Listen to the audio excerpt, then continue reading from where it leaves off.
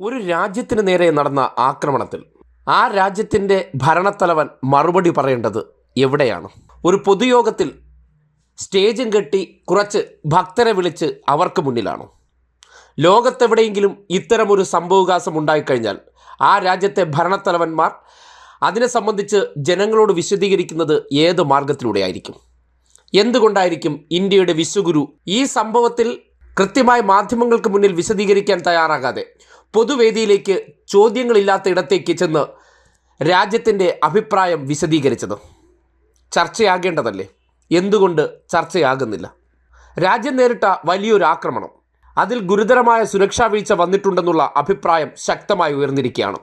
ആ സന്ദർഭത്തിലാണ് ലോകത്ത് ഏത് രാജ്യത്ത് പ്രശ്നമുണ്ടായാലും ഭരണത്തലവന്മാർ മാധ്യമങ്ങൾക്ക് മുന്നിലെത്തി അവർക്ക് പറയാനുള്ള അഭിപ്രായങ്ങൾ രേഖപ്പെടുത്തുകയും അതുമായി ബന്ധപ്പെട്ട് മാധ്യമങ്ങളിൽ നിന്ന് ഉയരുന്ന ചോദ്യങ്ങൾക്ക് ഈ നാട്ടിലെ ജനങ്ങളെ വിശ്വാസം വരുന്ന രീതിയിൽ മറുപടി പറയാനും തയ്യാറാകും.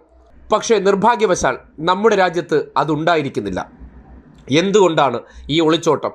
ഈ വിഷയവുമായി ബന്ധപ്പെട്ട് തനിക്ക് ഏത് കാര്യത്തിലാണ് ഉത്തരമില്ലാതെ പോകുന്നതായിട്ട് ഭരണത്തലവൻ ഭയപ്പെടുന്നത്? ചോദ്യം ശക്തമായി ഉയരേണ്ടതല്ലേ? ഒരു രാജ്യത്തിലെ ജനങ്ങൾ ഭയചകിതരായി നിൽക്കുമ്പോൾ പൊതുവേദിയിൽ ചോദ്യങ്ങളില്ലാത്തിടത്ത് കുറെ പഞ്ച് ഡയലോഗ് അടിക്കുന്നിടത്തല്ല അയാളുടെ ഭരണ നൈപുണ്യവും ഈ വിഷയവുമായി ബന്ധപ്പെട്ട അഭിപ്രായങ്ങൾ കൃത്യമായി പുറത്തു വരിക. അതുമായി ബന്ധപ്പെട്ട് തിരിച്ച് ചോദ്യങ്ങൾ ഉയരും. എന്തുകൊണ്ടിത് സംഭവിച്ചു? എന്തുകൊണ്ട് ഇക്കാര്യത്തിൽ സർക്കാരിൻ്റെ ഭാഗത്തുനിന്നുള്ള പലതരത്തിലുള്ള വീഴ്ചകൾ ചൂണ്ടിക്കാട്ടി ചോദ്യങ്ങൾ ഉയരും? അത് വരാതിരിക്കാൻ വേണ്ടി പർച്ചേസ് ചെയ്ത മാധ്യമങ്ങളിലൂടെ പൊതുയോഗത്തിലെ ഈ വാചകങ്ങൾ വലിയ സംഭവമാക്കി ചിത്രീകരിക്കുമ്പോൾ ഈ രാജ്യത്തിൻ്റെ ഭരണത്തലവന് ആ രാജ്യത്തുണ്ടായിരിക്കുന്ന വലിയ തിരിച്ചടിയെ സംബന്ധിച്ച് കൃത്യമായ വിശദീകരണം ഇല്ല എന്ന് വേണം മനസ്സിലാക്കാൻ. അതുമായി ബന്ധപ്പെട്ട് ആ ദുരന്തമുഖത്ത് നിന്ന് മനുഷ്യർ ഉയർത്തുന്ന പല ചോദ്യങ്ങളുമുണ്ട്. ആ ചോദ്യങ്ങൾക്ക് ഉത്തരം നൽകാൻ ഭരണത്തിലിരിക്കുന്നവർക്ക് ഉത്തരവാദിത്വമുണ്ട്. കാര്യം കേന്ദ്ര ഭരണത്തിൻ്റെ കീഴിലുള്ള പ്രദേശമാണ് ഈ പറയുന്ന ജമ്മു കാശ്മീർ. അവിടുത്തെ പ്രശ്നങ്ങളെല്ലാം പരിഹരിക്കപ്പെട്ടു എന്ന് ആവർത്തിച്ച് ജനങ്ങളോട് വിളിച്ചു പറയുമ്പോൾ ഈ ഉണ്ടായ സംഭവം എന്തിൻ്റെ പശ്ചാത്തലത്തിലായിരിക്കും ഉണ്ടാവുക? നേരത്തെ പുൽവാമയുണ്ടായി.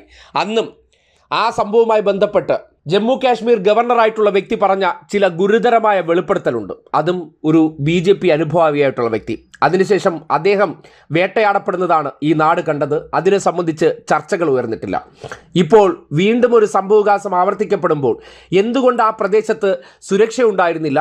ആർട്ടിക്കിൾ 370 എടുത്ത് മാറ്റിയതിനു ശേഷം ആ നാട്ടിൽ ഉണ്ടായിരുന്ന അശാന്തത അല്ലെങ്കിൽ ആ നാട്ടിലെ ഭീകരവാദ പ്രവർത്തനം എങ്ങനെ അമർച്ച ചെയ്തു? അതിനെ സംബന്ധിച്ച് ഇടയ്ക്കിടയ്ക്ക് സൈന്യവുമായിട്ടുള്ള ഏറ്റുമുട്ടലിനപ്പുറം മറ്റൊരു വാർത്തയും പുറത്തു വരാറുണ്ടായിരുന്നില്ല. ഇക്കഴിഞ്ഞ തെരഞ്ഞെടുപ്പുമായി ബന്ധപ്പെട്ടാണ് ആദ്യമായി ആർട്ടിക്കിൾ 370 ഒഴിവാക്കിയതിനു ശേഷം വിശ്വഗുരു ശ്രീനഗറിലെത്തിയത്. അവിടെ ഹൈ സെക്യൂരിറ്റിയിൽ അദ്ദേഹം എത്തിയതിനു ശേഷം മടങ്ങിപ്പോകുമ്പോൾ അതിനുശേഷം ആ നാട്ടിലുണ്ടായിരുന്ന സുരക്ഷാ ക്രമീകരണങ്ങളിൽ മാറ്റം വരുത്തിയത് എന്ത് റിപ്പോർട്ടിൻ്റെ അടിസ്ഥാനത്തിലായിരുന്നു? പഹൽഗാം പാകിസ്ഥാൻ അതിർത്തിയിൽ നിന്ന് 200 കിലോമീറ്റർ അകലെയാണ്. 200 കിലോമീറ്റർ അകലെ തോക്കുമേന്തിയ ഭീകരവാദികൾക്ക് യഥേഷ്ടം സ്വാതന്ത്ര്യമായി സഞ്ചരിക്കാൻ ഈ നാട്ടിൽ കഴിയുമെന്നത് എന്ത് തരം സുരക്ഷ എന്നുള്ളത് ഈ നാടിനോട് വിശദീകരിക്കേണ്ട വ്യക്തി ആ ചോദ്യങ്ങൾ ഉയരുമെന്ന് ഭയപ്പെട്ടുകൊണ്ട് പൊതുവേദിയിൽ ചെന്ന് ചോദ്യങ്ങളില്ലാത്തിടത്ത് പ്രോംപ്റ്ററിൽ കുറിച്ചിരിക്കുന്ന 5 വാചകങ്ങൾ വായിച്ചിട്ട് പോകുന്നതല്ല ഒരു വ്യക്തിയുടെ ഭരണ നൈപുണ്യവും ഭരണശേഷിയും. വലിയ പ്രതിസന്ധിയിലായ ആശങ്കയിലായ മനുഷ്യർക്ക് ആത്മവിശ്വാസം ഉണ്ടാകണമെന്നുണ്ടെങ്കിൽ, ആ വിഷയവുമായി ബന്ധപ്പെട്ട് ഉയരുന്ന സംശയങ്ങൾ മാറണമെന്നുണ്ടെങ്കിൽ അതുമായി ബന്ധപ്പെട്ട ചോദ്യങ്ങളെ നേരിടേണ്ടതുണ്ട്, അഭിമുഖീകരിക്കേണ്ടതുണ്ട്, കൃത്യമായ ഉത്തരങ്ങൾ പറയേണ്ടതുണ്ട്. അതിൽ നിന്ന് ഒളിച്ചോടുന്നുണ്ടെങ്കിൽ എന്തൊക്കെയോ സ്വന്തം വീഴ്ചകൾ മറയ്ക്കാൻ വേണ്ടി അദ്ദേഹം പരിശ്രമിക്കുന്നുണ്ടെന്ന് ഈ നാടിന് സ്വാഭാവികമായി സംശയിക്കേണ്ടി വരും.